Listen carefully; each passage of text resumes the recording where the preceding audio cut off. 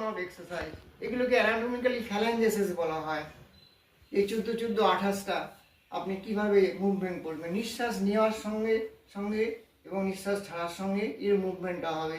প্রতিবার 10টা করে কাউন্ট করবেন, 3 বার করবেন।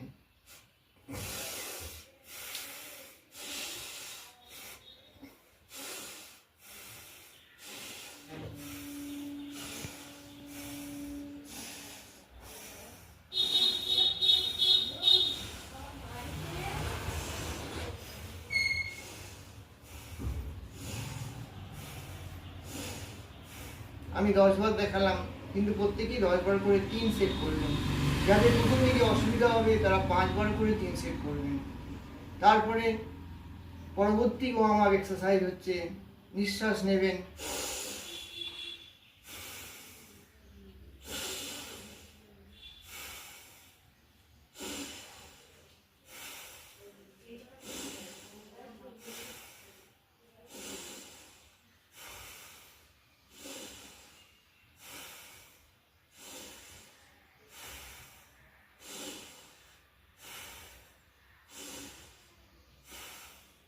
এই নিঃশ্বাস নেওয়া এবং নিঃশ্বাস ছাড়ার মাঝখানে কিন্তু কাপ মাসলের আপ ডাউন হবে। এই কাপ মাসলের সঙ্গে কিন্তু হার্টের সরাসরি যুক্ত রয়েছে, যার ফলে এই কাপ মাসলে যখনই ব্লাড সার্কুলেশনটা বাড়তে শুরু করবে, হার্টের ক্রিয়াটাও কিন্তু সঙ্গে সঙ্গে বাড়তে শুরু করবে, যার ফলে বডিতে সার্কুলেশনটা প্রপারলি ডিস্ট্রিবিউট হবে। এটাও কিন্তু 10 বার করে 3 বার করবেন। আশা করি বোঝা গেল। আর একবার দেখাই।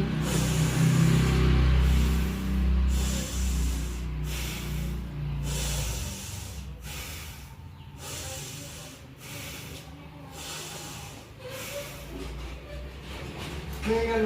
3 নম্বরে অ্যাঙ্কেল জয়েন্টটাকে রোটেশন করতে হবে ক্লকওয়াইজ অ্যান্টি ক্লকওয়াইজ 10 বার করে।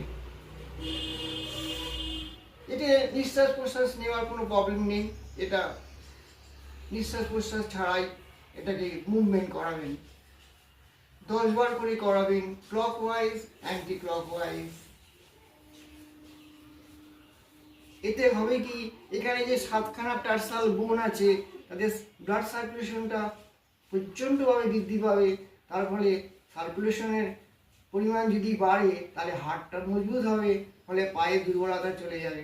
বিশেষ করে শীতকালে দেখা যায় অনেকের পায়ে ঝিনঝিন হয়, এর কারণই হচ্ছে সার্কুলেশন অফ হয়ে যাচ্ছে, ওখানে পায়ে দুর্বলতা দেখা দিচ্ছে, পায়ের রিজিডিটিটা বেড়ে যাচ্ছে, অর্থাৎ কাঠিন্য বেড়ে যাচ্ছে, তাহলে পা কোমল হবে।